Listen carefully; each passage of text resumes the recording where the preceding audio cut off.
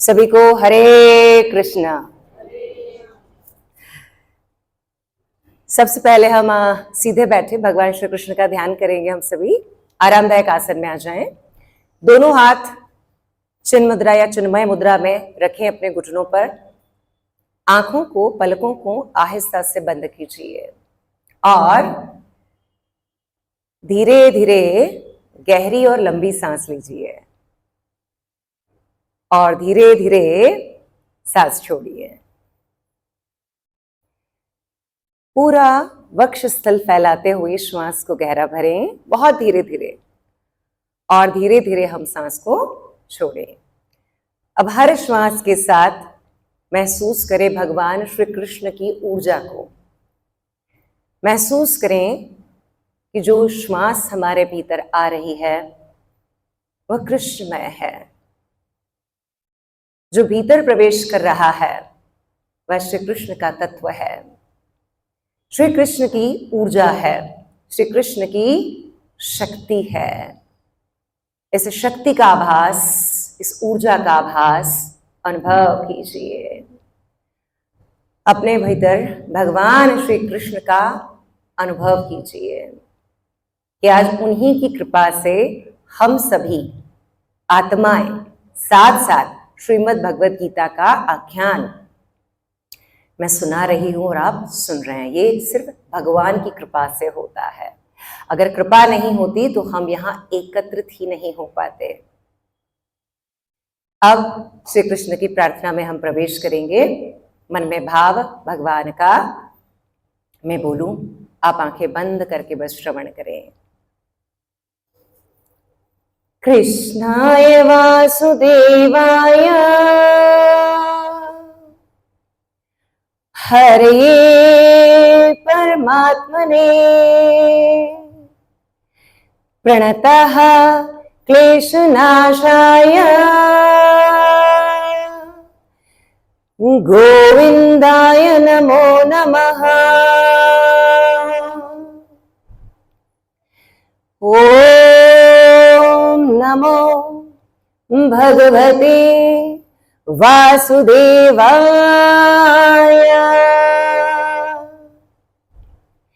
कृष्णाय गोविन्दाय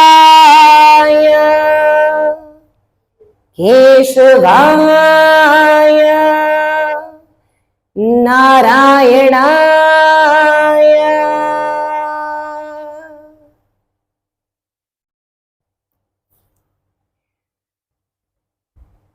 अब बहुत आहिस्ता से धीरे धीरे हम अपने अपने नेत्र को खोलें, अपने अपनी पलकों को खोलें, आंखें खोलें। चिन्ह मुद्रा चाहे तो खोलें और चाहे तो सहज अवस्था में आप अपने हाथों को रखें। जी, चूंकि हम गीता शास्त्र का आख्यान कर रहे हैं, देखिए गीता एक विलक्षण ग्रंथ है। जैसे कि दो पिछले आख्यानों में हमने बहुत सारी बातें श्रीमद् भगवत गीता के संदर्भ में जानी। ये रहस्यमयी शास्त्र, जितना जानते जाते और जानने की इच्छा प्रकट होती है हमारी। गीता इतनी विलक्षण है कि इतने भाव भरे हैं इसमें। जैसे मान लेते कोई उसमें भाव के संदर्भ में देखें तो भाव आपकी बुद्धि में नहीं आ सकता, यानी इतना भाव भरा है कि वो बुद्धि में नहीं आता। बुद्धि में आता है तो मन में नहीं आता, मतलब उसका आकार कितना विराट है। जो मन में आता है तो फिर वो कहने में नहीं आता, जो कहने में आता है वो लिखने में नहीं आता, और जो लिखने में आता है वो शब्दों की परिसीमा के परे चला जाता है। लिख भी नहीं सकते ना कह सकते, बस उस भाव को हम भीतर से समझ सकते हैं। यही श्रीमद् भगवत गीता की गहराई है। और इसी के साथ भगवान श्री कृष्ण, मुझे लगता है आप सभी के हृदय में निवासित है, क्योंकि जब तक आपके हृदय में भगवान का निवास नहीं होगा तब तक हम यह आख्यान, ये दिव्य संवाद शुरू नहीं कर सकते। अतः मैं आप सभी के हृदय में बसने वाले भगवान श्री कृष्ण को प्रणाम करती हूँ। आप सभी को मेरा अभिवादन, मेरा वंदन, मेरा प्रणाम, क्योंकि मेरा मानना है कि श्री कृष्ण स्वयं और साक्षात आपके अंदर हैं। तभी हम आज गीता के तृतीय सत्र में एकत्रित हुए हैं, जो कि जीवन प्रबंधन का एक कहने के लिए तो एक कोर्स है, लेकिन ये जीवन प्रबंधन हमारा करेगा, ऐसा मैं मानती हूँ और ऐसा मैं महसूस करती हूँ। आज का जो विषय है जिस पर हम संवाद करेंगे वो है श्रीमद् भगवत गीता में व्यक्तित्व। किसके आलोक में?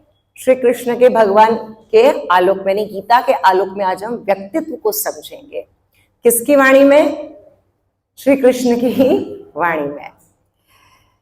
देखिए, आधुनिक युग में, मतलब इस युग में हम क्या देख रहे हैं कि पर्सनालिटी डेवलपमेंट, व्यक्तित्व की बात क्यों की जा रही है? क्योंकि सारे हमारे जीवन प्रबंधन के विषय हैं। पिछला विषय था संप्रेषण कौशल, वक्तृत्व की बात हमने की थी कि भगवान ने वक्तृत्व कैसे किया, संवाद कैसे किया। आज हम जानेंगे व्यक्तित्व की बात।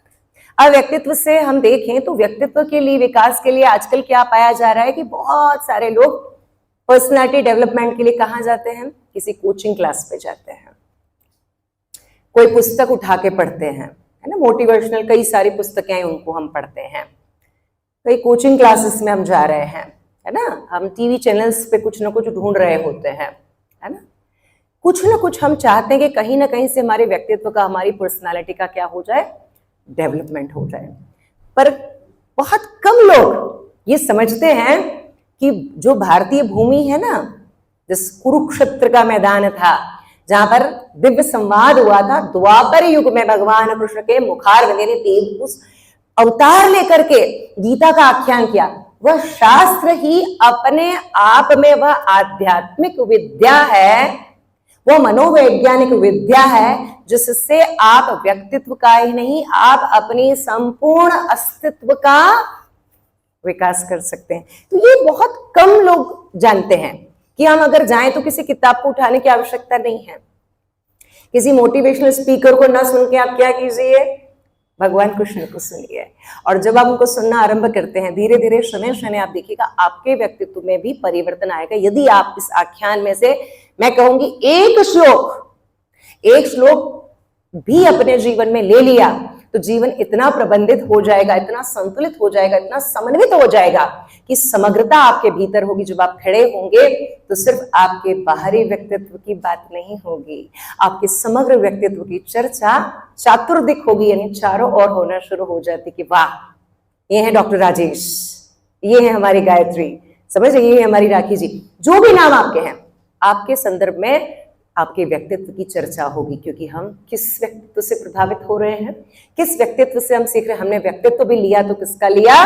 श्री कृष्ण का लिया, जो साक्षात हमारे लिए इस पृथ्वी पर अवतार लिए थे।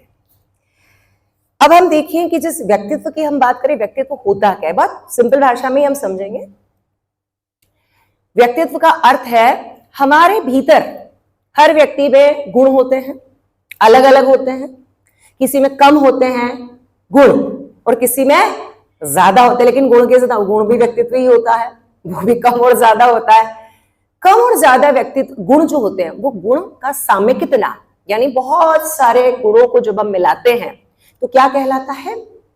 व्यक्तित्व कहलाता, पर्सनालिटी। हम किसी एक गुण से किसी के व्यक्तित्व की चर्चा नहीं करते। हम जब किसी व्यक्तित्व की बात करते हैं, हम बहुत सारे गुणों को बोलते हैं कि वह किस तरह का व्यक्ति है, वह बोलता अच्छा है, वह विनम्र है, वह अहंकारी नहीं है, समझ रहे हैं। आंतरिक और बाह्य दोनों गुणों की हम बात करते हैं, यानी दिखने वाले गुण और जो भाव के गुण हैं, उन दोनों को मिलाकर हम व्यक्तित्व की चर्चा करते हैं। तो ये दोनों मिलाकर के हमारा व्यक्तित्व बनता है। तो इस प्रकार यदि हम देखें छोटे छोटे की पॉइंट्स हमेशा की तरह, तो एक व्यक्ति की समग्रता, समग्र जो गुण होते हैं जो दूसरों से हमें भिन्न कर देते हैं, अलग कर देते हैं, वो क्या कहलाए? व्यक्तित्व कहलाए। आज इसीलिए उसकी चर्चा होगी। मैंने 3-4 लाइन में, 8 लाइन में, 10 लाइन में उसको समझा दिया कि ये व्यक्तित्व है, यानी गुण और गुण मिला करके क्या बनेगा आपका व्यक्तित्व। सिर्फ गुणों की बात नहीं होती, आपके अवगुण भी आएंगे और भगवान कृष्ण उसको भी बताएंगे। और अभी मैं आपसे जोड़ करके, मैं नहीं जोड़ू, मेरी कोई स्थिति नहीं है, मैं तो उसकी कृपा से, नारायण की कृपा से यहाँ बैठी और आप भी उनकी कृपा पात्र हैं, है ना। अभी व्यक्तित्व बाहरी छवि या आंतरिक छवि के रूप में कैसे प्रेषित होते हैं? जैसे कि पिछला हमारा संवाद क्या था? संवाद कौशल, यानी संवाद के द्वारा हमारा व्यक्तित्व झलकता है। फिर हमारी भावनाएं, जो भी हमारी भावनाएं होती, वो विचार, व्यवहार, स्वयं से स्वयं का और दूसरों के प्रति और राष्ट्र के प्रति, यानी जो भी व्यवहार हमारे होते हैं वो हमारे व्यक्तित्व का एक प्रकार का दर्पण है ना। हमारा संप्रेषण, हमारे मूल्य, हमारे आदर्श सारे क्या आते हैं, व्यक्तित्व के अंतर्गत आते हैं। बोलचाल की भाषा में इसे कह सकते हैं हम बाह्य व्यक्तित्व, लेकिन गीता इस बाह्य व्यक्तित्व के अतिरिक्त भी कार्य करती है। सामान्यतः आप किसी जगह पर जाएंगे तो आप क्या बोलेंगे, मुझे अपनी बॉडी लैंग्वेज सही करना है। समझिएगा इस बात को। गीता आप क्या करेगी, क्यों हम आज ये चर्चा कर रहे हैं, है ना।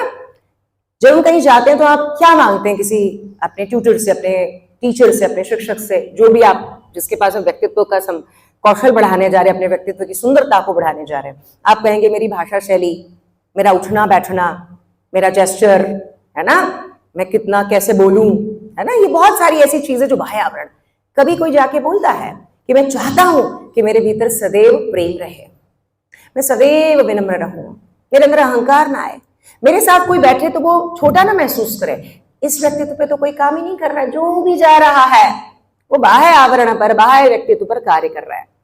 अब गीता जब ऐसे समय में, आज के युग में, जब व्यक्ति चाहता है कि मैं कैसा दिखता हूं, हम इसी में लगे हुए हैं ना, हम मतलब जो भी लगा हुआ है, किस पे लगे हुए हैं आज के युवक बोल रहे, आज की पीढ़ी को बोल रहे हैं, क्या किस में लगा है, हर व्यक्ति इस होड़ में लगा है कि मैं श्रेष्ठ दिखता हूं कि नहीं, यानी मैं कैसा दिखता हूं। गीता क्या कहती है, कैसा दिखता है वो तो भगवान कृष्ण ने दिखा दिया। वो कहती है कि मैं कौन हूं, काय की किस चीज की खोजे व्यक्तित्व है, मैं कौन हूं। कितने लोग जानते हैं खुद के बारे में, मैं कौन हूं। जब पूछते हैं तो एक नाम लेते हैं आप, मैं कहूंगी, मैं एक उपाधि के साथ बोल दूंगी डॉक्टर निशा जोशी। अब ये तो एक उपाधि हो गई जो यही छूट जानी है। निशा जोशी के बाद क्या, इस नाम के बाद क्या हो, शायद मैं उसको, मैं मतलब अगर मैं गीता नहीं जानती हूँ, मैं शास्त्र नहीं जानती, मैं अध्यात्म को नहीं जानती, तो मैं डिस्क्राइब नहीं कर सकती कि हु एम आई, मैं कौन हूं। और गीता वहां जाकर कार्य करती। भगवान बताते कि मैं बताता हूं अर्जुन, ये अर्जुन मतलब हम सब आत्माएं, हम कौन हैं, हम क्या है, हम कैसे हैं और हम क्यों ऐसे हैं। ये सारे प्रश्नों का जवाब यहां से मिलता है। अब गीता में व्यक्तित्व की यदि बात करें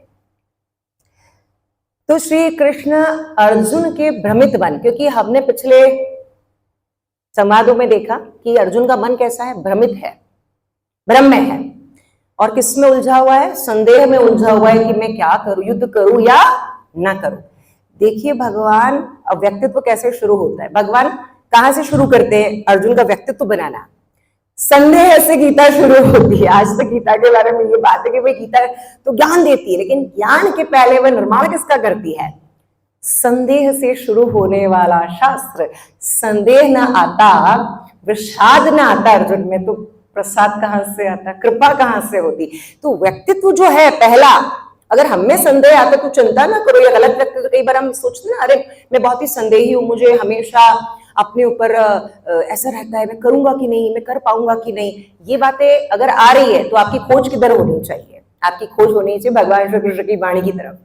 यानी सीधी सीधी बात है कि जहां संदेह से गीता आरंभ होती है, वहीं पर एक योद्धा का व्यक्तित्व बिखर जाता है युद्ध के मैदान में। जब वो आता है और वह जब सामने स्वजनों को देखता है तो मोहग्रस्त हो जाता है और किम कर्तव्य मूढ़ भाव से ग्रसित हो जाता है। धनुष रख करके वो कहता है कि नारायण मुझसे युद्ध नहीं होगा। तरह तरह के भगवान को क्या देता है, तरीके बताता है कि मैं क्यों क्यों युद्ध नहीं करूंगा। यानी वो अपनी विनम्रता पूर्वक भगवान से कहते हैं युद्ध न करने का अर्थ यहाँ पर क्या है, कर्तव्य कर्म क्षात्र धर्म जो था अर्जुन का, वो क्या था उस समय का, युद्ध को करना। और वो क्या कहते हैं, वहां पे एक व्यक्तित्व का बिखराव शुरू होता है। गीता कहां से शुरू हुई, विषाद से। नंबर 2, किस मन से, मन कैसा है, आत्मविश्वासी मन नहीं है, पतित मन कहेंगे, यहाँ मन कमजोर है, मन भ्रम में आ गया है, करूं कि नहीं करूं, व्यक्तित्व कैसा हो गया, निम्नता की ओर चलेगा। कौन है अर्जुन, भगवान के मित्र हैं, अभी तक मित्र हैं। सखा होते, क्षमा करें, शिष्य होते तो भाव नहीं आता, मित्र, हालांकि मित्र को भी नहीं आना चाहिए, पर एक छोटा सा भाव छूट गया था ना व्यक्तित्व का, एक डायमेंशन जो था अध्यात्म वाला। उस आध्यात्मिक व्यक्तित्व को जब भगवान ने देखा कि ये कह रहा है मैं युद्ध करूं ना करूं, और भ्रमित किसके कारण हुआ, किसको देखकर हुआ, स्वजनों को। ऐसे में गीता क्या होती है, यानी भगवान यहां पर क्या करते हैं, अर्जुन के लिए पर्सनालिटी डेवलपर का काम करते हैं। हैं। यानी क्या कर रहे हैं, उसके व्यक्तित्व को उस पतित मन से उठा करके कहां ले जाना है, एक ऐसे महायोद्धा के रूप में खड़ा करना है जो भूतो न भविष्यति, अर्जुन से न पहले थे और न होगा, वैसे व्यक्तित्व के रूप में खड़ा करना है भगवान को। लेकिन मन देखिए कैसा है, मन निम्नतर स्थिति में, यानी कि कहीं ना कहीं यदि हम देखें तो तमस और रजगुण से कहीं ना कहीं अर्जुन उस समय विशेष के लिए, स्पेसिफिक टाइम के लिए अर्जुन आ गए थे, उन गुणों का प्रभाव पड़ा। अब गीता का व्यक्तित्व देखें तो यहां भगवान मात्र उपदेशक नहीं है, भगवान यहां पर उनको क्या बना देते हैं, आत्म प्रेरक, यानी कि अपने आप से प्रेरित होने वाले व्यक्तित्व के रूप में शुरुआत होती है गीता की। पहले भगवान साहस बढ़ाते हैं, फिर आत्म प्रेरणा देते हैं, फिर शनै शनै अर्जुन जैसे व्यक्तित्व का जो अभी कैसा है, रागी है, अभी मोही है, अज्ञान जन्य वह भ्रम से, उस स्थिति विशेष से वह संघर्ष कर रहा है, वो संघर्षशील मन को धीरे धीरे 84 यानी 83 प्रश्नों के जवाब के रूप में शनै शनै भगवान उसके व्यक्तित्व को इतना आदर्शमय बना देते हैं कि लास्ट में कहता है कि अब मेरा क्या दूर हो गया। पिछले व्याख्यान में बताया था मैंने, 18वें अध्याय में कौन से श्लोक में, 73वें श्लोक में जो अर्जुन का अंतिम था, सोचो जहां बोलता है मुझसे युद्ध नहीं होगा, और वहीं पर वो कहता है कि अब मेरा भ्रम दूर हो गया और मैं आपकी आज्ञा का पालन करूंगा। कहां से कहां व्यक्तित्व उठता है, निम्नता से उच्चता की ओर। तो व्यक्तित्व का परम शास्त्र बोले, शस्त्र बोले तो वो है श्रीमद् भगवत गीता।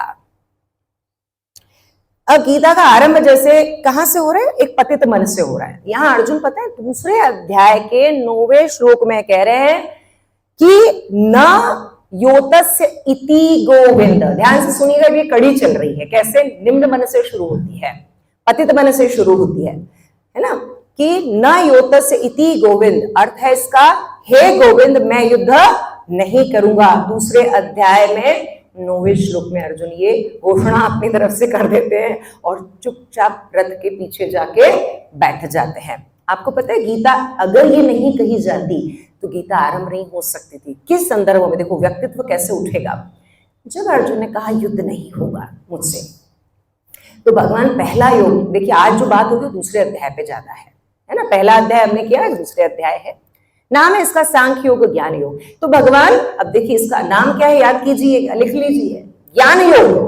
तो भगवान ने पहले क्या दिया अर्जुन को, विषाद योग पहला, सैन्य निरीक्षण अध्याय, नंबर 2 है सांख्य योग या फिर ज्ञान योग। यानी जब अर्जुन कहेगा कि मुझसे युद्ध नहीं होगा, हे नारायण हे गोविंद, तो भगवान पहली शिक्षा व्यक्तित्व को उठाने के लिए सीधे सीधे बड़ी बड़ी वेद और उपनिषदों की बातें नहीं करते, क्योंकि पता है कि ये समझ नहीं सकता, इसको समझाना पड़ेगा, इसका साहस बढ़ाना पड़ेगा।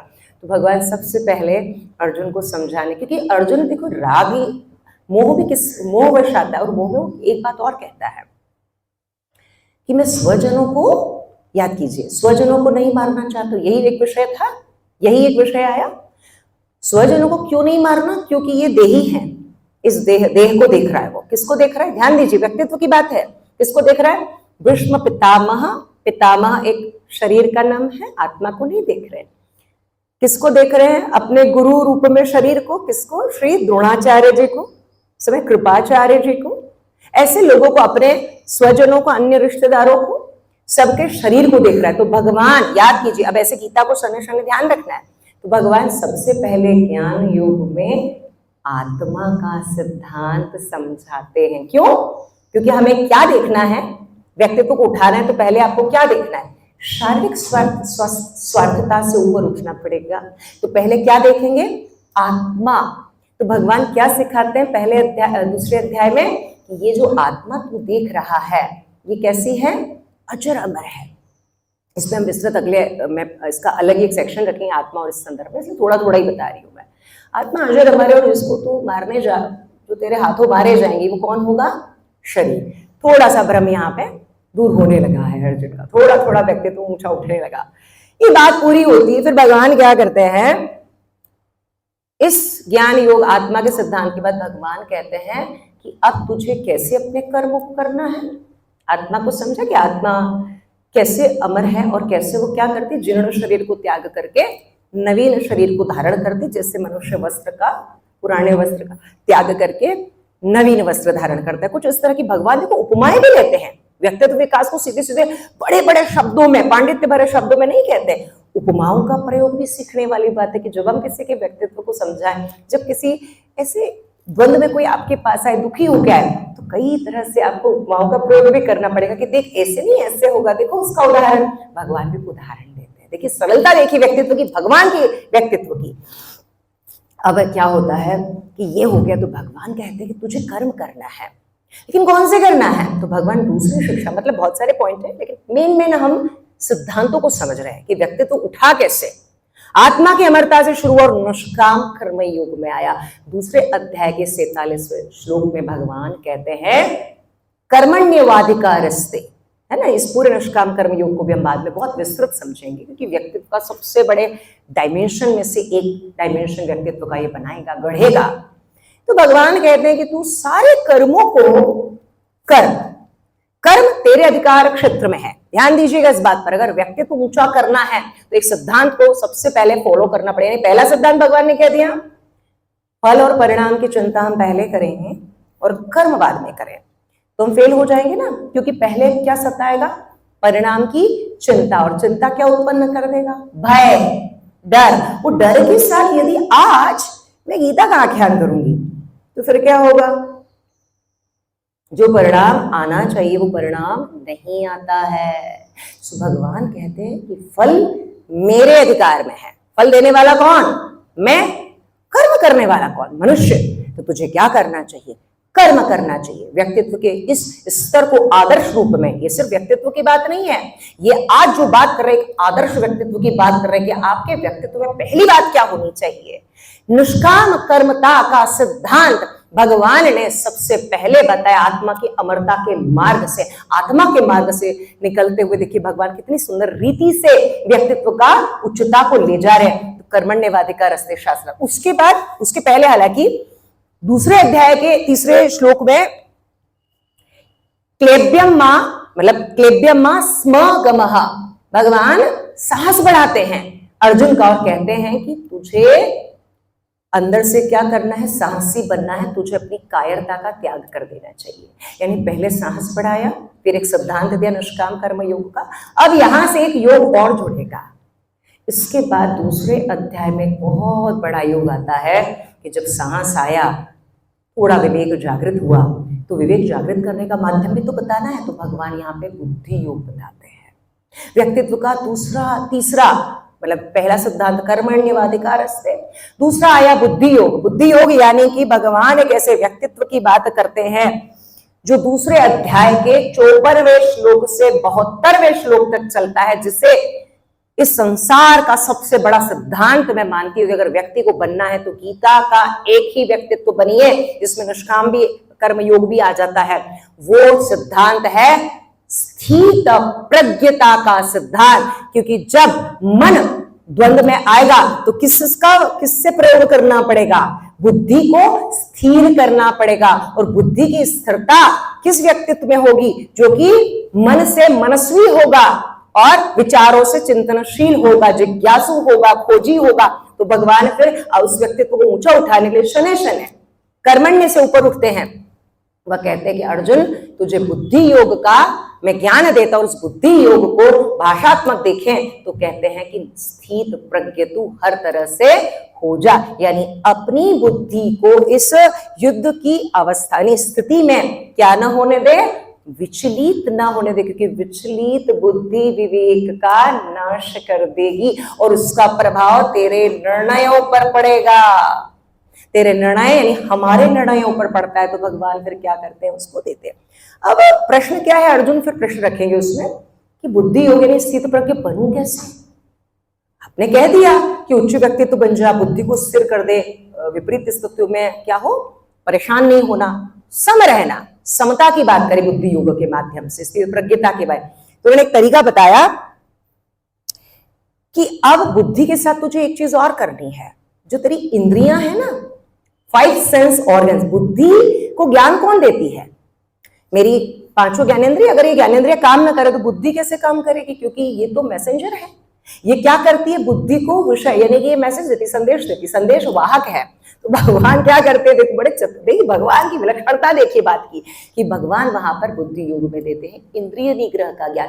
तुझे इंद्रियों को नियंत्रित करना है, तुझे मन को प्रबंधित करना है, एकाग्र करना है, और उसके लिए भगवान कहते हैं दूसरे अध्याय का लिख सकते हैं, दूसरे अध्याय के 58वें श्लोक में कि यदा संहरते चायम कुर्मो आनेव सर्वश, अर्थात है इसको आगे हम लेंगे, चूंकि वो एक, फिर देखिए दूसरा दृष्टांत लेते भगवान कछुए से, वो उदाहरण लेकर उसको समझाते कि जिस प्रकार कछुआ अब विपरीत स्थिति आती है ना, संकट आता है, तो अपने 6 अंगों, जो उसके 4 पैर हैं, पूंछ और सिर है, ये क्या करता है, अंदर कर लेता है। ये 6 अंग क्या हैं, उसके 6 अंग हमारी 6 इंद्रियां हैं, पंच ज्ञानेंद्रियां और एक मन। आप इनको अंदर की ओर ले लीजिए। यानी अब भगवान क्या कहते हैं, विवेक जागृत करना है तो इंद्रियों को क्या कीजिए, भीतर लीजिए। ये देखो तरीका, व्यक्तित्व का तरीका है यहाँ। वो सिर्फ बात नहीं करते हैं, वो व्यक्तित्व को खड़ा करने के रास्ते, साधन भी बताते बताते चलते हैं। अब ये दृष्टिकोण व्यक्ति जो अर्जुन है, इस बात से आगे बढ़ते बढ़ते शनि कई प्रकार के योग का प्रयोग भगवान करते हैं। फिर भक्ति योग आ जाता है कि शरणागति में तू आ जा, है ना। इस प्रकार से अंत होते होते 18वें अध्याय में जब तक कि अर्जुन ये नहीं कह देता, क्या समाप्त हुआ, मोह भ्रम, है ना।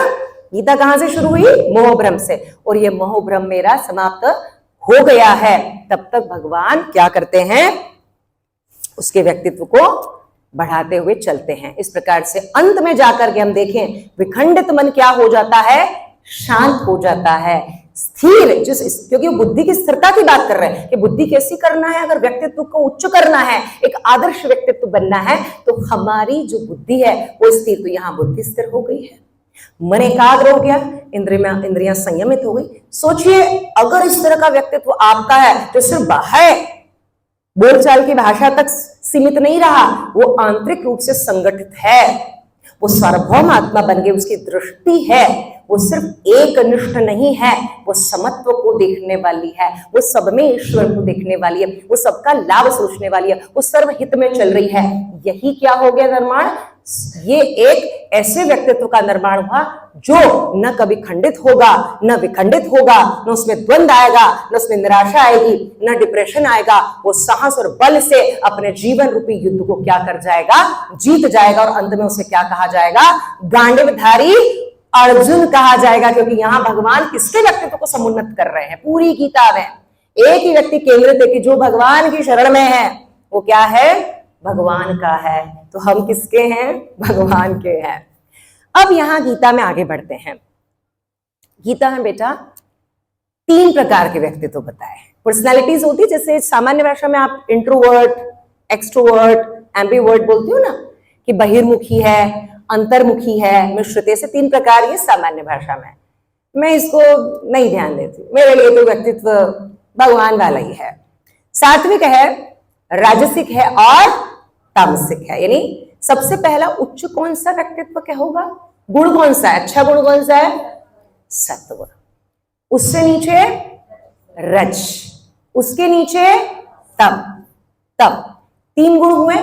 भगवान ने 14वां अध्याय, ये भी नोट करिए, किस अध्याय में गुण बताए। गुण त्रय विभाग ही सेक्शन अलग है भगवान का। अब भगवान यहां से जाते जाते गुणों की बात करें, व्यक्तित्व की बात कर रहे हैं चूंकि हम, तो गुण त्रय विभाग अध्याय 14 में 3 प्रकार के गुण बताए हैं। उन गुणों के प्रभाव से ही हम कार्य करते हैं, ठीक है। अब कहानी आप पर आ गई, यानी कि जो श्लोक है वो 6, 7, 8 है, लेकिन आज मैं यहां पर क्या करूंगी, उल्टे क्रम से चलूंगी।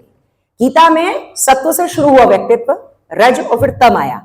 मैं नीचे से चलूंगी क्योंकि कलयुग में तम से शुरुआत होगी, तम से ही तो हम सत्व की ओर, क्योंकि विकास की बात कर रहे हैं ना, विकास क्रमिक होगा नीचे से ऊपर की ओर। तो हमारा जो पहला श्लोक है वो 8वां होगा, मतलब 6, 7, 8। छठा कौन है, 14 का 6 सात्विक गुण, फिर 7 राजसिक गुण और 8 तामसिक हो गया। लेकिन हम पहली बात किससे करेंगे, तम से करेंगे। तो पहला गुण हम कौन सा है, तम। क्यों, अभी समझा देती हूँ। अच्छा, अब यहां से आपको आनंद थोड़ा आएगा, क्योंकि यहां से आप अपने अपने व्यक्तित्व को समझ जाना अंदर ही अंदर, और मुझ पे दोषारोपण ना करना कि मैं आपको सुना करके बोल रही हूँ मैं आपको नहीं सुना रही हूँ, भगवान सुना रहे हैं। अब आपको अभी तुरंत पता लग जाए कि आप कौन से व्यक्तित्व हो। हम बताते हैं, देखिए बेटा, जो तामसिक गुण होता है ना, वो सबसे निचला होता है, सबसे निकृष्ट होता है। शुरू करते हैं। अब अपना अपना व्यक्तित्व समझना चालू कर दीजिए। अब अभी समझ में आएगा कौन सी पर्सनालिटी है। सबसे नीचा गुण इसका रंग होता है काला, ये काले रंग का है। ये जो व्यक्तित्व है ना बेटा, पिछली बार बताया था मैंने आपको, ये देहासक्त करता है। ये गुण क्या गुण प्रभाव डालता है। जैसा गुण होगा ना मुझ में, जैसे अभी मेरे अंदर कौन सा गुण होगा, सत्व होगा, तभी मैं गीता जी बोल रही हूँ, और आप में भी सत्व है इसलिए आप यहाँ बैठे हो। लेकिन बेटा कभी भी एक गुण का प्रभाव हम सब पे, हम सब मिश्रित हैं, है ना। इसको हम आगे समझेंगे। तमस क्या करता है, व्यक्ति को देहासक्त करता है। इस बात को ध्यान रखिए। ये क्या करेगा, देह की आसक्ति बढ़ा देगा। अब ये जब देहासक्त होता है तो ये गुण क्या करता है, व्यक्ति में 3 चीजें लाएगा, मुख्यतः 3, बहुत सारी चीजें लाएगा, लेकिन गीता जी कहती हैं कि आलस्य लाएगा, आलसी लोग समझ जाएं, प्रमाद लाएगा, यानी रेकलेस इंसान होगा, लापरवाह इंसान होगा। वो आज करे सो काल करे सो परसों, अभी तो मृत्यु आ नहीं रही, जीना है जब बरसों, मतलब बीच का भूल गई हूं।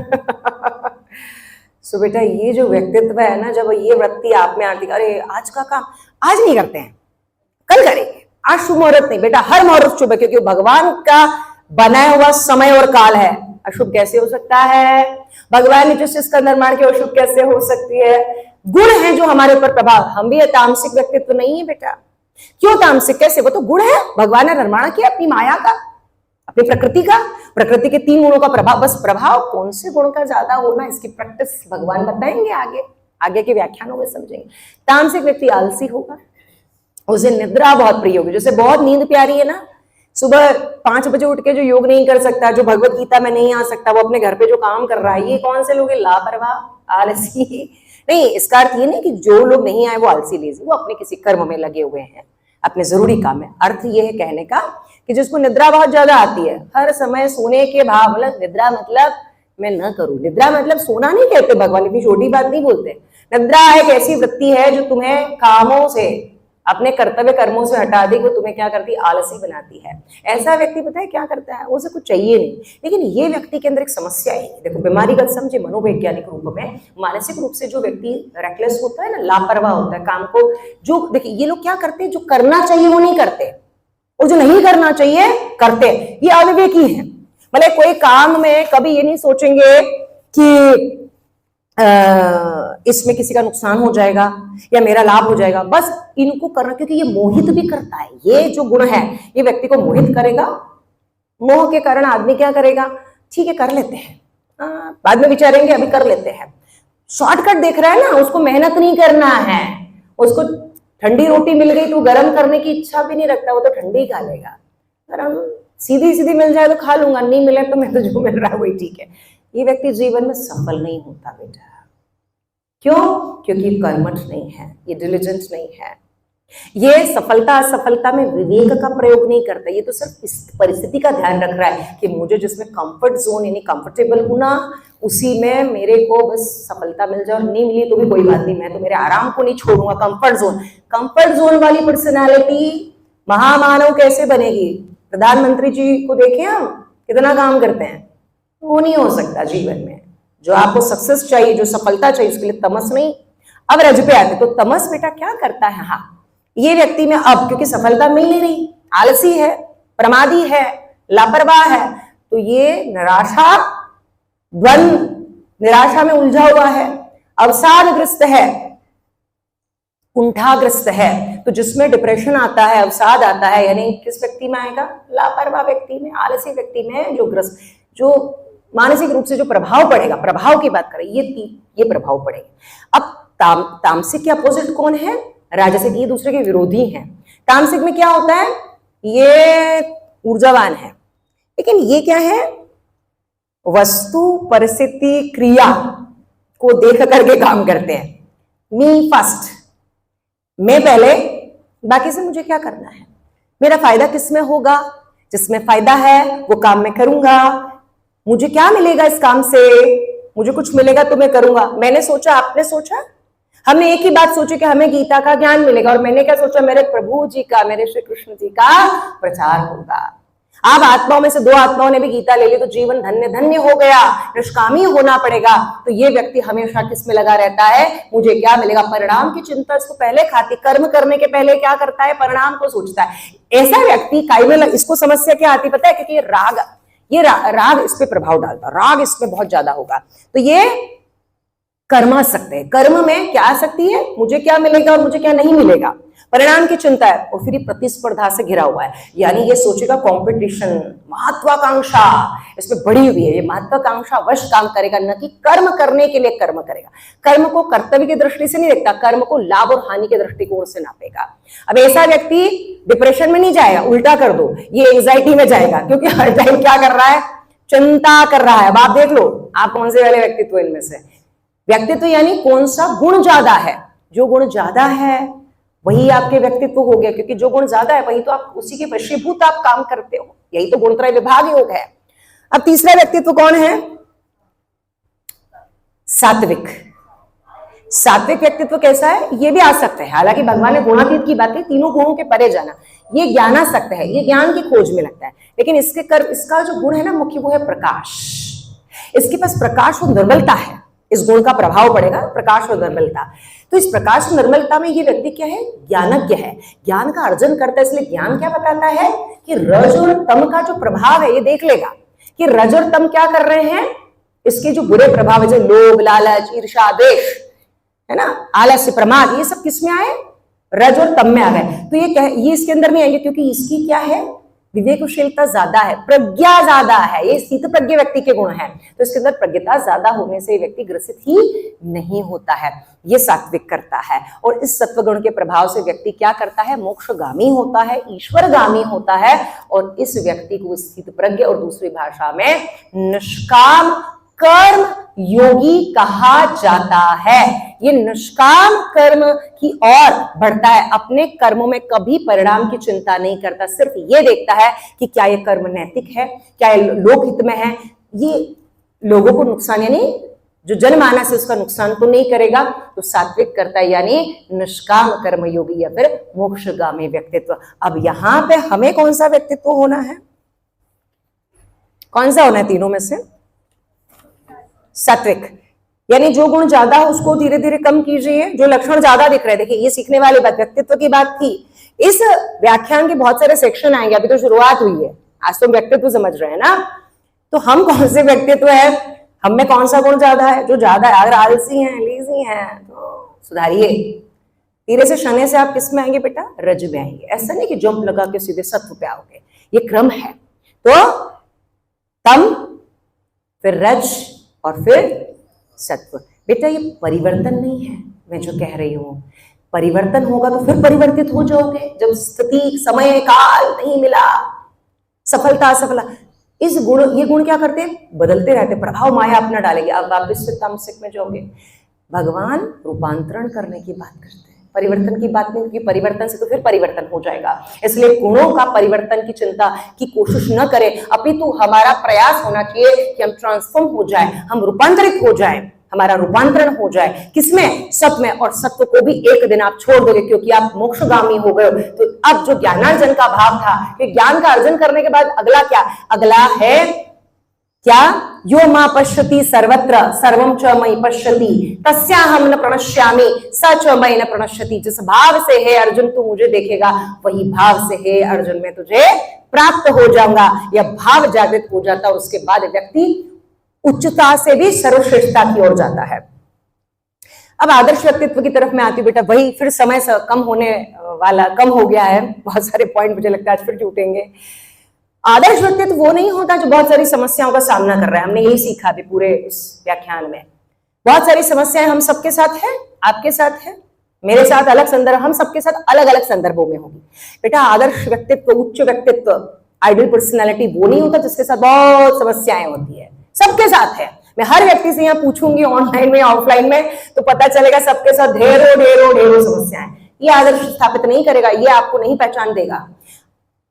आप बहुत सारी समस्याओं में रिएक्ट कैसे कर रहे हैं, प्रतिक्रिया कैसे दे रहे हैं, डिसीजंस कैसे लेते, बहुत सारी, बैलेंस कितना रहते, कितना क्रोध पर नियंत्रण करते, कितना वाणी पर नियंत्रण करते, उन परिस्थितियों का, उन समस्याओं का सामना कैसे करते हैं, उनसे समायोजन यानी एडजस्टमेंट कैसे बना लेते हैं, यही आपके व्यक्तित्व की उच्चता है।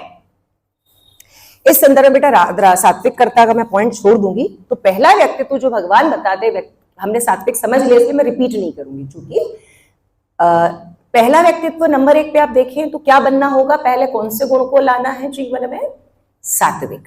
जब ये गुण आएगा, इसकी प्रैक्टिस से आगे ध्यान, प्राणायाम, समझ रहे हैं, आहार शैली जो आगे हम व्याख्यानों में सीखेंगे, इन सबका फिर उत्तर भी देना होगा, नहीं तो अभी तक बातचीत है।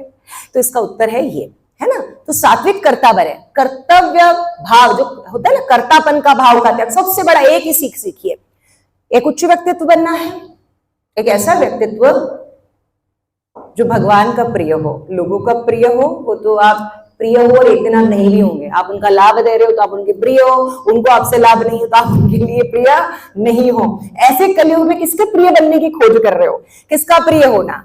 मुझे कोई कहे कि आप किसको जानती हैं, तो मैं क्या कहती हूं, मैं उन्हें जानती हूं जिन्हें बहुत कम लोग जानते हैं। मैं जानती हूं स्वयं साक्षात नारायण को, जो मेरी शक्ति है, जो मेरा आदर्श है, जो मेरी वाणी है, जो वर्तमान में मैं वाणी बोल रही हूं, वो उसी कृष्ण की, भगवान श्री कृष्ण की वाणी है। यही हमारा आदर्श होना चाहिए। तो यहां पर आदर्श व्यक्तित्व के संदर्भ में हमारे अंदर कर्तापन का भाव, कि कर्तापन का भाव क्या लाता है, सात्विक कर्ता, कर्तापन का भाव मतलब ईगो, मैंने आपका किया कोई कार्य तभी हुआ है, वरना आप सफल कैसे होते, मैं आपको पढ़ाती नहीं तो आप पास कैसे होते, मैं तुम्हारे आपके जीवन में नहीं होती या होता तो आपका क्या होता, भाई वो आपके बिना भी जी लेता। जो चले जाते हैं, हम कोई वियोग होता है, कोई शरीर छोड़ के चला जाता है हमारा प्रियजन, हम बहुत विलाप करते हैं, हम रोते हैं, वो जो नहीं लेते, हम सोचते हैं अब हम जी नहीं पाएंगे। कितने लोग चले गए, उनके साथ नहीं जा पाते ना। जीवन को जीना पड़ता है बेटा आदर्श के साथ। ये कर्तापन है कि उसके बिना मैं नहीं रहूंगा और वो मेरे बिना नहीं रहेगा। बेटा सबके बिना सब लोग रहते हैं, हर स्थिति में सम रहना है। यही सात्विकता यानी पहली पर्सनालिटी का डायमेंशन है कि व्यक्ति को क्या बनना है, सात्विक कर्ता बनना, और अपने कर्तापन का अभिमान निकाल दीजिए कि आपके बिना ये संसार नहीं चलेगा, आपके बिना ये परिवार नहीं चलेगा। बेटा जब नहीं होते हैं तो संबलता कौन लाता है, हमारे भीतर वो प्रभु लाता है, उसकी कृपा हो जाती है और हम खड़े होके फिर अपना युद्ध लड़ते हैं। ये हुआ सात्विक। दूसरा सबसे बड़ा कॉन्सेप्ट है स्थित प्रज्ञता, यानी व्यक्ति को एक स्थित प्रज्ञ, यानी कि सुख हो या दुख हो, अच्छा हो या बुरा हो, आपको क्या होना है, सम होना है। ये कौन सा अध्याय है, दूसरे, ध्यान दीजिएगा इस बात पर, दूसरे अध्याय के 54वें श्लोक से लेकर 72 यानी अध्याय 2 जब तक समाप्त होता है, 72वें श्लोक पे वो समाप्त होता है। भगवान एक ऐसे व्यक्तित्व का चित्र का निर्माण करते हैं जिससे एक संसार में अगर उस व्यक्तित्व को अपना लिया, जिसपे पूरा सेशन हम अलग रखेंगे, लेकिन आज के लिए कि ऐसा व्यक्तित्व अपना लिया तो आपको ना कोई हरा सकता है, ना कोई आपको जीत सकता है। क्यों? क्योंकि आप अंदर से बैलेंस हैं, आप सम हैं, आपकी बुद्धि क्या है, स्थिर है, और आपका क्या जागृत है, विवेक, और आपका मन क्या है, नियंत्रण। और जिसका मन नियंत्रण में है वो तो विश्व विजयी होता है। मन क्या करता, मन तो ही भटकाव देता है। तो भगवान 18 श्लोकों में, 1 नहीं, 2 नहीं, 3 नहीं, कितने श्लोक हैं स्थित प्रज्ञ कॉन्सेप्ट के, यानी उस पर्सनालिटी के उस स्तर के, उच्च स्तर के, वो है पूरे 18 श्लोक। यानी लगभग गीता में व्यक्तित्व का जो सार है वो स्थित प्रज्ञता है कि व्यक्ति को क्या करना चाहिए बेटा, हर स्थिति में बैलेंस रहना चाहिए। अब भगवान कहते हैं स्थित प्रज्ञ कौन, स्थित प्रज्ञ कौन, सुनिए। अब यहां से बहुत ध्यान से सुनना। अभी यूं समझ, आप सोच रहे हो स्थिर बुद्धि कैसे करें, है ना। भगवान का भाव देखिए, भगवान क्या कहते हैं, सुख में या दुख में, लाभ में हानि में, जय में पराजय में, सिद्धि में असिद्धि में, अच्छे में बुरे में, पाप में पुण्य में, तुम सम हो जाओ। अब आपका प्रश्न उठा नहीं क्या कि सम दोनों में हो जाओ, सुख में क्यों सम हो, सुख मिल रहा है, लाभ मिल रहा है तो सम, तो हम तो सम ही है। नहीं, भगवान यहां एक बहुत सुंदर बात बोलते हैं कि पाप, हमको ये लगता है कि पाप पुण्य और असफलता से ऊपर उठे, है ना। भगवान यही कह रहे हैं, भगवान कह रहे हैं इससे ऊपर उठ जाओ अर्जुन, हे आदर्श व्यक्तित्व का निर्माण करो हे मनुष्य, कि आप क्या करो, असफलता से ऊपर उठो। अगर असफलता आई तो ऊपर उठना है, दुख आया तो उससे भी ऊपर उठो, है ना, द्वंद आया तो उससे भी उठो, शोक आया तो उससे भी ऊपर उठो। अब ये बात तो समझ में आ गई कि इससे ऊपर उठने को भगवान कह रहे हैं, पर भगवान ये क्यों कह रहे हैं कि सुख से भी ऊपर उठ जाओ, सफलता से भी ऊपर उठ जाओ, आनंद से भी ऊपर उठ जाओ, इससे ऊपर क्यों उठना है हमें? भगवान कहेंगे कि दोनों स्थितियों में मन क्या है, अशांत है। कैसे शांत है? देखो, सुख आता है, हम इसका उदाहरण निद्रा से लेते हैं। निद्रा से जब आप बहुत खुश होते हैं, अंदर से बड़ा आनंदित होते हैं, बड़े अच्छा सब बढ़िया बढ़िया हो जाता, आप मान लीजिए वर्ल्ड फेमस हो गए, बहुत प्रसिद्ध हो गए, आप बहुत पैसा है आपके पास, प्रसिद्धि है, और आपको एक दिन बहुत बड़ी सफलता अर्जित, तो आपको एक दिन में 1 करोड़ की लॉटरी खुल गई, उस रात आपकी नींद कैसी रहेगी? नहीं आएगी, पक्की बात है। समझिए, सुख में भी नींद निद्रा चली जाती है, मन अशांत है। समझिए बात को, हम कह रहे हैं ना कैसे सुख से ऊपर उठें। बेटा, सुख भी आपको विचलित करता है। सुख में भी तुम अहंकारी होते हो कि मैं सब कुछ, मेरे पास इतना पैसा, मेरे पास इतना नाम, मेरी ये स्थिति, मैं इतना प्रसिद्ध व्यक्तित्व, मेरा इतनी शक्तियां है मेरे पास, मैं इतना बड़ा नेतृत्वधारी नेता हूं या अभिनेता हूं, कुछ तो हूं, जो भी हूं, उस बात का अहंकार लाता है तो मन विचलित। अब दुख में तो पता ही है, दुख में भी नींद चली जाती है। दुख आया तो क्या हो गया, वो तो अब व्याकुलता, हो क्या करूं, अब मैं कल क्या करूंगा, सुबह उठूंगा तो कैसे, क्या करूं, किस स्थिति से क्या तरीके अपनाऊं, आपकी नींद तो तब भी गई है। तो भगवान कहते हैं कि मन तो तुम्हारा व्याकुल हो, शुभ हो कि अशुभ हो, अच्छा हो कि बुरा हो, सुख हो दुख हो, जो वो अति के रूप में आता है। थोड़ा थोड़ा दुख में तो आप ठीक है कर लेते हो, अति का मतलब युद्ध की स्थिति अर्जुन की बनी, उसमें अर्जुन क्या हो गए, व्याकुल हो गए, द्वंद में आ गए, मन पतित हो गया, जो कि उच्च मन था। नारायण दोनों सेनाओं के बीच में रथ को खड़ा कीजिए, मैं देख लूं कि मुझे युद्ध कैसे करना, ऐसा उच्च कॉन्फिडेंस, आत्मविश्वास खुद पर कि मैं सबको देख लूंगा, ये बात बोलने वाला अर्जुन 29वें श्लोक में, मतलब नीचे के श्लोकों में क्या कहता है 28-29 में, कि मुझसे युद्ध नहीं होगा। सोचो, इतनी सी देर में मन नीचे आ गया, इतनी सी देर में, कितनी देर हुई होगी भगवान को बोलते हुए, 4-5 श्लोकों का अंतर पड़ा बस, इसमें हम उच्च आदर्श से नीचे आ गए। भगवान ने कहा यही तो संतुलित करना है आपको, कि अच्छा आया तो भी किसकी कृपा से आया, ईश्वर की कृपा से आया, और अगर बुरा हुआ है तो ध्यान दीजिए भगवान ने नहीं किया है। भगवान कर रहे होते तो अर्जुन को युद्ध करने का नहीं कहते, वो आंखें बंद करते और अर्जुन का मन बदल देते, इतना ही करना था। और भगवान को करना भी क्या था, अर्जुन का मन बदलता ही नहीं, कभी बुरा होता ही नहीं, कोई भी बुरा संसार में नहीं होता। बेटा, कर्म योग इसलिए तो भगवान ने दिया कि व्यक्ति अपने अपने कर्मों को अपने गुणों के आधार पर करता, और वही व्यक्ति क्या होता है, आदर्श बनता, जो सत्व के भी परे जाता है। मतलब गुणों में सत्व की तो अहंकार देगा ना बेटा, जो उसको ज्ञान ज्यादा है वो क्या कहेगा, सत्व ज्ञानासक्त कर रहा है, सत्व क्या करेगा, ज्ञानासक्त करके आपको अहंकार में ले आएगा।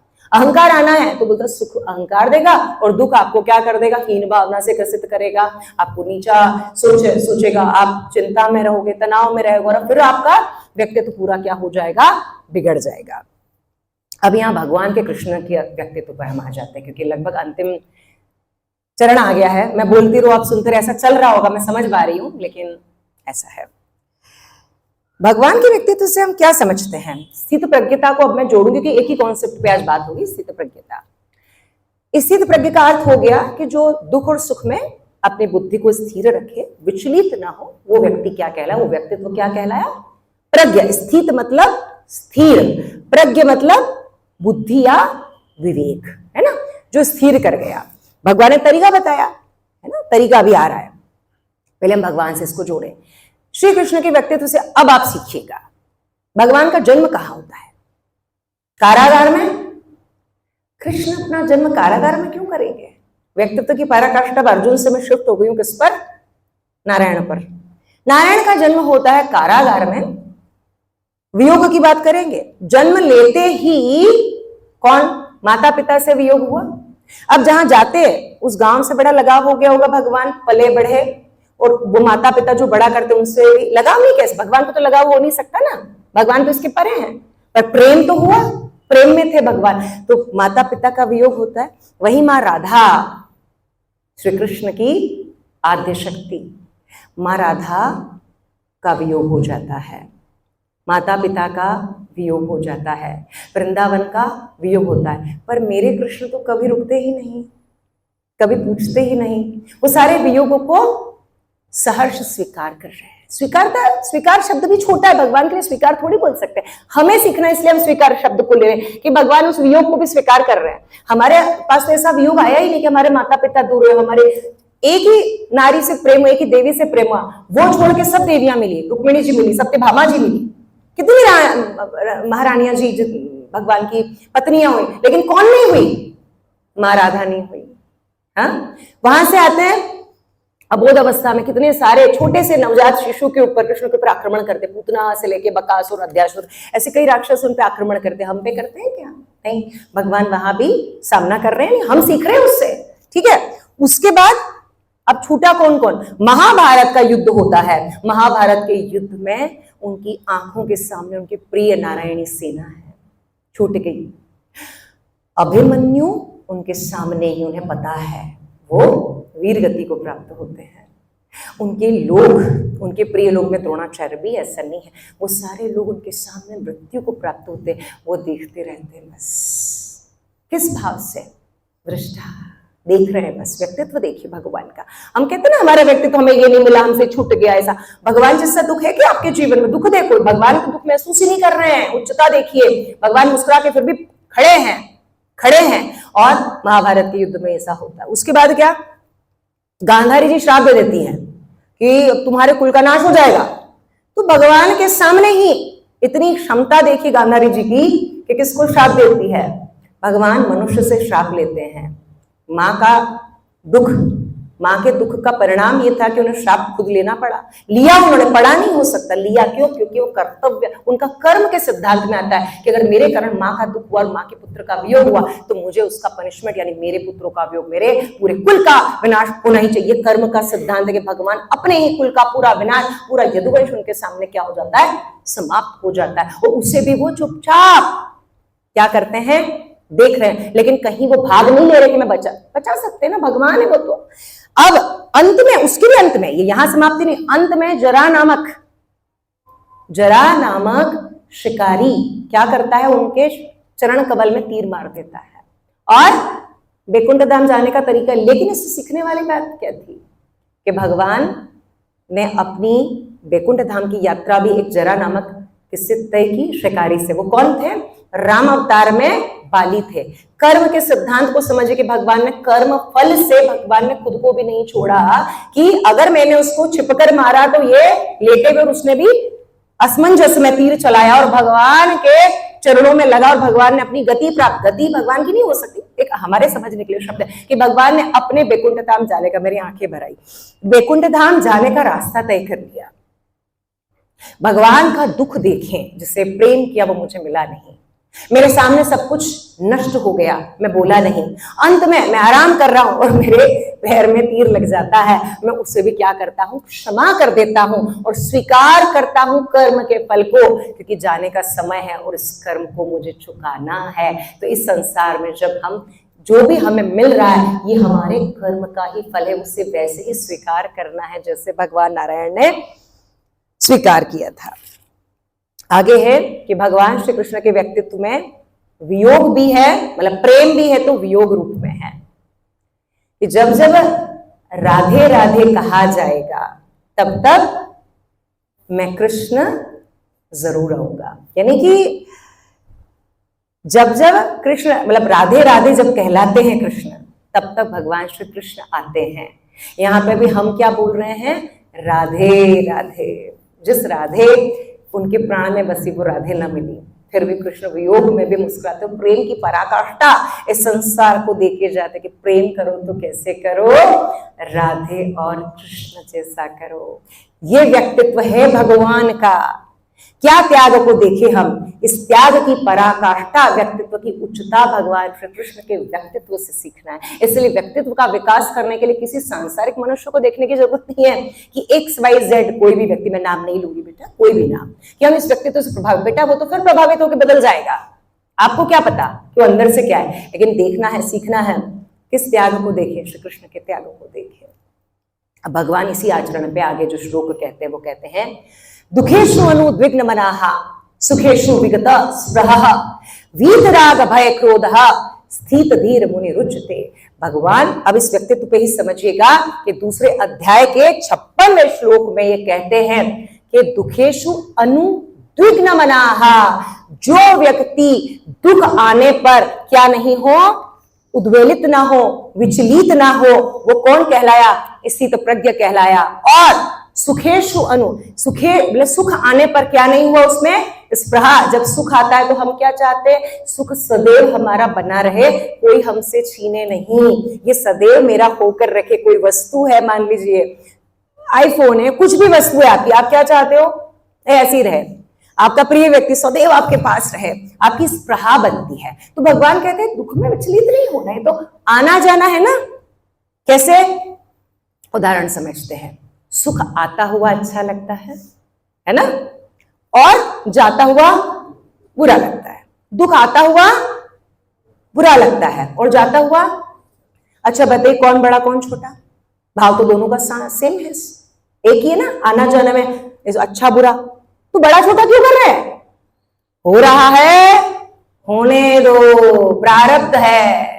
यही दुखेषु अनुद्विग्न मनाः सुखेषु विगत स्पृहा, स्पृहा मत रखो सुख में, वरना अहंकारी हो जाओगे, मुझसे दूर हो जाओगे। क्योंकि अहंकार वश जो व्यक्ति याद नहीं करता वो सबसे पहले किससे भूलता है, नारायण को भूलता है। क्योंकि उस स्पृहा में उसे लगता है मैंने ही तो सब किया है, मेरी सफलता का कारण कौन है, मैं खुद हूं। आज मैं गीता किसके कारण बोल रही हूँ, मेरे कारण बोल रही हूँ, मुझे बोलना आता है, मेरी प्रैक्टिस है 20 साल की, नहीं 20 साल पहले भी तो मैं थी, आज ही क्यों? क्योंकि इस आनंद की स्थिति में गीता जी की कृपा हो गई, कृष्ण की कृपा हो गई, तो मुझे स्पृहा नहीं रखनी चाहिए। अब ये भी लगातार लंबा नहीं रहेगा, ये भी कहीं ना कहीं कुछ ना कुछ छूटेगा। तो इस सुख के जाने की चिंता भी मत करो, क्योंकि आता जाता दोनों अच्छा बुरा लगता है तुम्हें। फिर आगे क्या कहते हैं, समझने वाली बात, 3 भाव, वीत राग भय क्रोध। वीत का अर्थ है अलग होना, हमें 3 भावों से अलग होना है बेटा। कौन कौन से 3 भाव है, सबसे मुख्य भाव हुए कि एक आदर्श व्यक्तित्व के अंदर 3 नकारात्मक गुण, अच्छे गुण तो हमने सत्व में देखे, क्या है, राग। सबसे पहले आपका किसी से क्या बनता है, कब से राग ही बना हुआ है ना, राग अपने पद के प्रति, अपनी प्रतिष्ठा के प्रति, अपने लोगों के प्रति, अपनी चीजों के प्रति राग बनता है। ये राग अगर पूरा ना हो, उसके नीचे क्या है, राग के नीचे क्या था, भय। क्योंकि राग क्या लाता है, भय। किस चीज का भय लगेगा, जो चीज हमने प्राप्त की, राग आकर्षण के साथ कोई चीज तुमने प्राप्त कर ली, अब किस बात का भय है कि ये मुझसे कभी भी छूटे नहीं। और अगर किसी ने आपसे वो चीज ले ली तो क्या आ जाएगा, क्रोध। भगवान कहते कड़ी में है ये, एक ही पर्सनालिटी में कितनी सारी बातें हैं। वितरागी होना है, राग से परे जाना है, लगाव कैसा होना चाहिए, सकारात्मक सात्विकता के संदर्भ में है तो अच्छी बात है, नहीं है तो हो जाएगा। किस चीज का ध्यान रखना, उपाय क्या है, कर्म करते रहो सतत कंसिस्टेंसी के साथ। अगर कंसिस्टेंसी के साथ नियमित रूप से आप काम करेंगे तो सफलता, हाँ 100% तेरे कर्म का फल है जो मुझे देना मेरा कर्तव्य है, मैं दूंगा ही दूंगा। लेकिन सफलता 90% तक हम पहुंचते पहुंचते हम थक जाते और हम कहते हैं अरे अब मुझसे नहीं हुआ। ये ध्यान रखना चाहिए। भावा इसका मतलब नारायण ने जान करके अपनी माया डाली और वो आपसे कलवा, आपको दुख ज्यादा दे दी है। जब दुख आ जाए तो मानो कि नारायण ने क्या कर दिया है, आपको ज्यादा परीक्षा ले ली आपकी, और वो ये चाहते हैं कि आप छोड़ के भाग जाओ, क्योंकि माया का प्रभाव भगवान ने और डाला। तो क्या करते हैं बहुत सारे लोग वहीं कहते अरे मैंने तो 10 साल से कोशिश की, मैंने 20 साल से कोशिश की गीता जी के लिए, मैं आज आई हूँ। समझिए बात को, मेरी आंखें बार बार ऐसे हो रही है, आंखें जल से भर रही है। तो हम ये क्यों सोचें, प्रयास हमारे हाथ में है, परिणाम हमारे हाथ में नहीं है, उसकी चिंता में लगे हैं, इसलिए हर व्यक्ति असफल हो रहा है। एक विद्यार्थी सोच रहा है कि परीक्षा है कल, उसे परीक्षा की चिंता भी नहीं करना, परीक्षा है ना, वो लक्ष्य है तेरा, क्या करना है, पढ़ाई करना है। एकाग्र चित्तता किस पे होना, मुझे मेरे नंबर लाना है अच्छे, मुझे ये नहीं देखना कि मुझसे ज्यादा किसी और के ना है, मेरे नंबर अच्छे लाना सत्वता है, कोई बुराई नहीं, वो तो लाना है, वो तो लक्ष्य है ना, वही तो उच्च व्यक्तित्व है कि मुझे अच्छे नंबर लाना है। लेकिन मुझे सबको हरा करके लाना है, ये नकारात्मकता, ये थोड़ी आनी चाहिए। भगवान क्या समझ रहे, व्यक्तित्व क्या हुआ कि मैं अच्छे से अपना काम करूं, मैं अपनी परफॉर्मेंस अच्छे से दूं, मैं अपनी बात को अच्छे से रखूं, और फिर क्या हो जाएगा, फल तू चिंता ना कर, एक बार अपनी माया डालूंगा और तुझे ऐसा महसूस करा दूंगा कि अब तुझसे नहीं होगा, और तू रोएगा और तू छोड़ने की कोशिश करेगा, पर छोड़ना मत, क्योंकि वो 10% जो तेरी सबसे ऊंची चढ़ाई है, जहां तुझे लग रहा है कि एक एक क्षण में मेरा प्राण चला जाएगा, कैसे पहाड़ी को चढ़ूं, सांस फूल रही है नारायण, आंखें भर रही है नारायण, अब मुझसे नहीं हो रहा है भगवान। और जब ये भाव आ जाएगा तब नारायण आ जाएगा, तब वो आ करके आपकी सहायता करेंगे, क्योंकि जितनी चढ़ाई तुमने की ना वो तुम्हारे पैरों ने नहीं की है, वो उस भगवान ने करवाई है। तो भगवान कहते हैं कि जब तुम हारो तब मानना कि मेरी माया का प्रभाव, हारना मत, वहीं डटे रहना और वहीं से गहरी सांस भरना और कहना हरे कृष्ण राधे राधे, और कहना बस अब मैं कर जाऊंगा, उस 10% के लिए छोड़ के मत भाग जाना, ये व्यक्तित्व नहीं है। इसलिए इस जीवन में, जब इस काल में, इस वर्तमान में हम यही करते हैं कि करते करते 5 साल हो गए, अब मेरा कुछ नहीं हो रहा है, डिप्रेशन में जा रहे हैं, एंजाइटी में जा रहे हैं, सुसाइड कर रहे हैं बच्चे आजकल, मेरे 95% नहीं है, 95%, 98 पे भी रो रहा है, मैंने कल परसों पेपर में आया था ना, 99% पे बच्चा कह रहा है 1% नहीं, और वो रो रहा है बिलक बिलक के। मैं उसको पढ़ के कह रही कि क्या विक्षिप्तता है बेटा, मैं तो मेरे आप हंसेंगे, मेरे 52% 12वीं कक्षा में, और मैं मुस्कुरा करके आज गीता जी बोल रही हूँ, अगर मैं ये सोच रही तो क्या होता। ये असफलता थोड़ी है, व्यक्तित्व की असफलता है तुम्हारा नीचा सोचना खुद के प्रति और अपने आप को गिव अप कर देना और अपने आप को वहीं छोड़ देना कि अब मुझसे नहीं होगा, यह असफलता है। असफलता प्रतिशत की नहीं होती, परसेंटाइल की नहीं होती, व्यक्तित्व की होती है कि वो 100% वाला भी अहंकारी है और वो तुम्हें अहंकार में नीचा दिखा रहा है। क्या वो व्यक्ति तुम्हें पसंद आएगा? नहीं। वो कभी तुम उसके से ज्ञान लेने की कोशिश, कभी उससे जाके नहीं पूछोगे कि तूने अपने अंक कैसे बढ़ाए, तूने कैसे मेहनत की, क्योंकि तुम एक ही बात को ध्यान रखोगे कि यार जब बैठता हूं नीचा दिखाता, तेरा कुछ नहीं हो सकता, तुझे पढ़ना नहीं आता। अगर ये सब कोई बोल देंगे विद्यार्थी को, हम जाएंगे क्या? हम नहीं जाएंगे। व्यक्तित्व वो जो खुद हारा हो अपनी हार को बताता है कि देखो मैंने ना पढ़ने में गलती की, इसलिए मैं फेल हो गया, तू ये मत करना।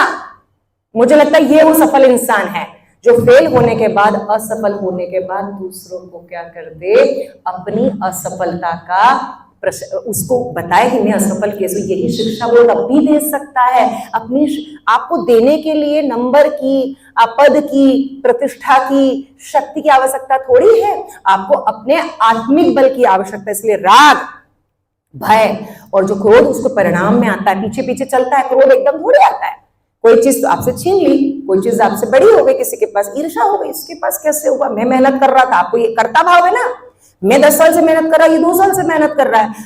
2 साल से मेहनत की भाव, मेहनत के पीछे भी भाव होता है, वो भाव लोकहित से कर रहा है, तू अपने आप को प्रसिद्ध करने के लिए कर रहा है। मान लीजिए गीता प्रसिद्ध होने के लिए मैं बोलूं तो 20 साल के 50 साल हर जन्म में भी नहीं हो सकती, लेकिन भाव लोक कल्याण होगा। तो तीसरा ही तो हफ्ता है मात्र, तीसरे हफ्ता में हम सब बैठे हैं, हम ऑनलाइन भी बैठे, हम ऑफलाइन भी बैठे हैं और बैठेंगे। भाव अंदर का होता, यही आपको विजयी बनाता है। आगे भगवान कहते हैं कि स्थित धीर मुनि रुच्यते, यानी चौथा हिस्सा आता है इसका कि स्थिरता। मुझे कोई समय बताएगा? 1 मिनट बचा है। अच्छा, तो अंतिम भाग को भी आ ही गए, एक ही श्लोक पे बात कर, हालांकि ये श्लोक भी 1/4 पूरा हुआ है, यहीं से मैं अगला शुरू करूंगी बेटा। स्थित धीर मुनि रुच्यते, धीर और मुनि 2 शब्द है, क्या लाना है? धैर्य, धीरता, क्रोध के पीछे विवेक। गुस्सा आ रहा है मत बोलो, क्या करो? शांत रहो। मुनि मतलब मौन रहना, राग आए तो भी चुप रहना कमजोरी होती है, मौन रहना ताकत है कि तुम बोल सकते थे लेकिन तुमने बोला नहीं, इसे शक्ति कहते हैं। मैं बोल सकता था पर मैंने बोला नहीं, इसे कहते हैं कायरता। मैं शक्ति संपन्न था, मैं ज्ञानज्ञ था, धर्मज्ञ था, लेकिन मैंने विवेक का प्रयोग किया कि मुझे गीता जी कहां बोलनी है और किन अविवेकी लोगों के सामने। मैं विधर्मियों के सामने बोलूंगी तो वो क्या करेंगे? अपमान कर देंगे मेरी गीता जी का, मेरे भगवान कृष्ण का। मुझे गीता जी कहां बोलनी चाहिए? मुनि, मौन। मौन का सबसे बड़ी शक्ति कि यह विवेक जागृत करता है, मंथन का, मनन का, चिंतन का कि तुम क्या सोचो। और उस समय सोचने का समय होता है, तो जब तुम सोचते हो और जब तुम मौन हो जाते हो तो क्या कहलाते हो, विवेकशीलता जागृत होती है। उसी क्षण में तुम्हारी बुद्धि क्या हो जाती है, स्थिर हो जाती है। एक चीज और बता देती हूँ मैं बेटा, समय समाप्त है लेकिन बहुत सारी चीजें छूटी है। इसका तरीका जो बताया ना कि ये आचरण में कैसे लाएंगे स्थित प्रज्ञता, तो भगवान एक बहुत सुंदर श्लोक दूसरे अध्याय के 58 में कहते हैं कि यदा संहरते चायम कुर्मो आनीव सर्वशः इंद्रियाणे इंद्रियार्थेभ्यस् तस्य प्रज्ञा प्रतिष्ठिता। भगवान उदाहरण देते, यही से मैं अगला सेशन आपका शुरू करूंगी क्योंकि ये आज का अंतिम बात है, क्योंकि इसका निराकरण है। हम कहेंगे कि हमें वाणी की संयम चाहिए, हमें भावों का संयम चाहिए, हमें बुद्धि का संयम चाहिए। किससे आएगा, इंद्रियों के संयम से आएगा। तो भगवान दो तरीके बताते हैं कि एक क्या कर, अपने मन को संयमित कर, और दूसरा अपने इंद्रियों को। इंद्रियां क्या कर रही है भाई, हम सबकी इंद्रियां फिलहाल तो संयमित ही है ना, सामने देख रही है। कौन कौन सी पंच ज्ञान इंद्रियां हैं, आंखें, साधारण भाषाएं बोल रही हो, नासिका, जिह्वा, कान और ये त्वचा। ये क्या करती है पता है, इसको नियंत्रण क्यों बोला, ये तो समझना है। इंद्रियों का संयम होगा कैसे, भगवान कहते हैं इनको नियंत्रित करो, और जैसे ही नियंत्रण में आ जाएगी क्या हो जाएगा, तू प्रतिष्ठित हो जाएगा, स्थित प्रज्ञ हो जाएगा। ये तरीका है उसका। कर्म ये क्या करती है, ज्ञानेंद्रियां विषय भोगों से, हाँ इंद्रियों को नहीं हटाना बेटा, इंद्रिय नहीं हटेगी, इंद्रियों को, इंद्रिया तो हमेशा रहेगी ना, इसीलिए तो दी है। इंद्रियां अपना कर्तव्य कर्म छोड़ देती है। आंख का कर्तव्य क्या था, वो विषय भोग में लग गई। विषय और भोग ये आध्यात्मिक भाषा है। विषय क्या है, उस विषय बताती हूँ। सबसे पहले आंखों का कर्तव्य क्या है उसको समझे। भगवान ने आंखें दी थी देखने के लिए, सुरक्षा के लिए, आप आगे देख कर चलो। आंखों ने क्या कर लिया, विषय ले लिया, सुंदरता को भोग लिया। विषय सुंदरता, मुझे चाहिए भोग, समझ गए। इंद्रियां लग गई विषय और भोग में, कर्तव्य को भूल गई कि मुझे सिर्फ सामने देखना है कि लोग कौन बैठे हैं। ये विषय नहीं रखना कि ये मेरी प्रशंसा करेंगे कि ये मेरी आलोचना करेंगे। अगर इस भाव से व्याख्यान हो रहा है तो इसका कोई सार कभी भी जीवन भर नहीं निकलेगा, मैं कितना भी बोल लूं। लेकिन सार क्या है, विषय भोग से परे कि मेरी दृष्टि आप सब में, मैंने पहली बात आप सबको बोली थी कि आप सब में बसने वाले भगवान श्री कृष्ण को मैं प्रणाम करती हूँ। यानी आपकी आत्माओं में आज कौन दिख रहा है मुझे, आज क्या हमेशा ही दिखते हैं श्री कृष्ण, क्योंकि कृष्ण आपकी आत्मा में आए। यानी बेटा दृष्टि, उस आंखों ने क्या देखा, आपके अंदर बसने वाले कृष्ण को, यानी अंतर्दृष्टि जागृत, अंतः प्रज्ञा जागृत होती है। तो विषय और भोग, जब हमारी इंद्रियां इसमें लगी रहती है, कानों को अच्छी वाणी चाहिए, आलोचना नहीं चाहिए, मधुर संगीत चाहिए, कर्कश आवाज नहीं चाहिए, है ना। नाक को क्या चाहिए, अच्छी सुगंध चाहिए, दुर्गंध नहीं चाहिए। हम ऐसे चेहरे का एक्सप्रेशंस कैसे बिगाड़ लेते, भागना चाहते हैं। ठीक है, साधारण बात है, ये हम लगे रहेंगे, लेकिन लगे रहने का अर्थ है कि वो तो आएगा ही, दुर्गंध खुशबू से हटना ही पड़ेगा। भगवान कहते हैं कि सिर्फ उसमें नहीं लगना है कि मैं इसलिए नहीं बैठा क्योंकि सुंदर नहीं है, मैं इससे इसलिए नहीं मिलना चाहता क्योंकि सुंदर नहीं है, ये अच्छा नहीं बोलता है। अरे आलोचना करने वाला व्यक्ति वाणी अच्छी वाणी बोलने के लिए, स्पीच के लिए दी थी, हमने क्या करा, अच्छी बुरी वाणी का प्रयोग किया। अब हम किसी की वाणी सुने और हम उसका डिसीजन दे दें, फिल्टर कर रहे हैं ना, आलोचना करना। आलोचक तो तुम्हारा क्या हो गया, सबसे बड़ा शिक्षक है। वो तुम्हें कमजोरी याद दिलाता है कि तुम्हें क्या नहीं आता है, और क्या आता है वो कभी नहीं बोलेगा। आलोचक से बड़ा गुरु संसार में नहीं। तो जब आलोचना आए तो काने से सुनो और मन को विषय मत दो, मन को भोग में मत लगाओ। मेरा बुरा करा, अब मैं से देख लूंगा, ये रिजल्ट आ गया, अब तू उसे देखेगा तो तू अच्छे काम कब करेगा। तेरी विवेक तो खत्म हो गया, तू उसकी होड़ में लग गया, क्योंकि उसने यही तो करना चाहा था कि मैं इसे भड़काऊं और ये भड़क जाए और क्या हो जाए, ये अपने अच्छे काम को छोड़ दे, गीता जी का पढ़ना छोड़ दे, अपनी शिक्षा छोड़ दे, अपना जो काम कर रहा है उसे छोड़ के, एकाग्रचित्तता छोड़ के ये मेरे प्रभाव में आ जाए और क्या कर ले, उस आलोचना का जवाब दे। बुरा इंसान, यानी हम उसके समकक्ष खड़े होते हैं। तो भगवान ने कहा कि इन इंद्रियों का भी क्या करो, विषय भोगों से इनको हटाओ, इसका प्रत्याहार करो, इसे नियंत्रण करो। मुझे लगता है आज के लिए इतना पर्याप्त है। अब छोटा सा प्रश्न लिख लीजिए। प्रश्न ये है कि स्थित प्रज्ञ, जिसकी चर्चा आज पूरे हमारे अब आख्यान में रही कि स्थित प्रज्ञ जो मनुष्य है उसकी व्याख्या किस अध्याय में किस श्लोक से किस श्लोक तक की गई थी, है ना। और स्थित प्रज्ञ से संबंधित पूरी गीता में कितने श्लोक हैं। ठीक, अगला प्रश्न भगवत गीता में बड़ा आसान है, अभी आप बता देंगे भगवत गीता में कितने प्रकार के व्यक्तित्व बताए गए हैं और सर्वोत्कृष्ट व्यक्तित्व कौन सा है, ये जवाब आपको देना है। और इसी के साथ आज का अभ्यास हम समाप्त करते हैं। सभी को हरे कृष्ण। और अगला सेशन जो हमारा रहेगा वो इसी के आगे रहेगा। व्यक्तित्व विकास का अगला चरण है लीडरशिप क्वालिटी। कौन सी क्वालिटी? नेतृत्वशीलता भगवान श्री कृष्ण के आलोक में। तो अगले व्याख्यान में हम फिर से मिलेंगे, तब तक के लिए आप सभी को हरे कृष्णा। चलिए, आज के आनंद की जय हो।